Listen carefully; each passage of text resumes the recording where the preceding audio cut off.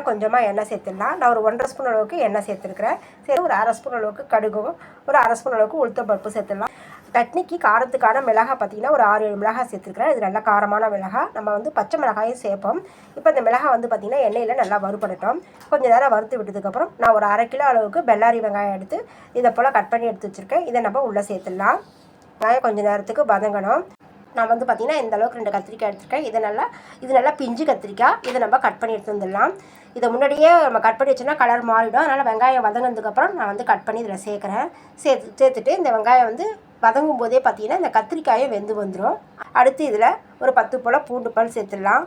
காரத்துக்கு 2 பச்சை மிளகாய் சேர்த்துடலாம். நல்லா வந்து மீடியம் சைஸில் பழுத்து இருக்கிற தக்காளி பார்த்திங்கன்னா ஒரு 3 தக்காளி போல் இதில் சேர்த்துருக்குறேன். இப்போ வந்து தக்காளியோட மேல் தோல் சுருங்கி வந்தால் போதும். அந்தளவுக்கு வதக்கி விட்டால் போதும். நான் அந்தளவுக்கு மட்டும் வதக்கி விட்டுருக்கேன். இங்கே பாருங்கள், தக்காளியோட மேல் தோல் மட்டும் சுருங்கி வந்திருக்குது. இந்த பக்கம் வரும்போது பார்த்திங்கன்னா கத்திரிக்காயும் நல்லா வெந்து வந்துருச்சு. வெங்காயம் ஒரு 3/4 பங்கு அளவுக்கு வெந்திருக்குது. தக்காளியும் பார்த்திங்கன்னா மேல் தோல் சுருங்குற அளவுக்கு வதங்கி வந்திருக்குது. இந்த பக்குவத்தில் நீங்கள் வதக்கி விட்டு சட்னி செஞ்சு பாருங்கள். நல்லா வாசனையாக சாப்பிட்றதுக்கு ரொம்ப ருசியாக இருக்கும். கடைசியாக பார்த்திங்கன்னா ஒரு சின்ன நெல்லிக்காய் அளவுக்கு புளி எடுத்துருக்கேன். இந்த புளியை வந்து இதில் சேர்த்துடலாம்.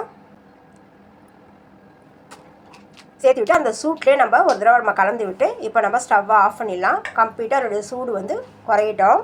ஆறுனதுக்கப்புறம் இதை நம்ம சட்னியாக அரைச்சி எடுத்து வந்துடலாம். கூடவே பார்த்திங்கன்னா நம்ம முதலே வறுத்து எடுத்து வச்சுருக்க மிளகாயை இதில் வந்து சேர்த்துடலாம். இப்போ இந்த சட்னிக்கு தேவையான அளவுக்கு ஒரு 3/4 ஸ்பூன் அளவுக்கு உப்பு சேர்த்துடலாம். உப்பு சேர்த்து கொஞ்சமாக தண்ணி சேர்த்து இதை நம்ம அரைச்சி எடுத்துகிட்டு வந்துடலாம். சரியான அளவு. இதை நம்ம ஒரு கிண்ணத்தில் மாற்றிடலாம். அடுத்து சட்னிக்கான தாளிப்பு பார்த்திங்கன்னா கடுகு உளுத்தம்பருப்பு சேர்த்துட்டு ஒரு இனுக்கு கருவேப்பிலையும் ஒரு 1/4 ஸ்பூன் அளவுக்கு பெருங்காயத்தூளை சேர்த்து நல்லா அந்த எண்ணெயில் நல்லா வாசனையாக வறுபட்டு வரும்போது இதை சட்னியோடு சேர்த்துடலாம்.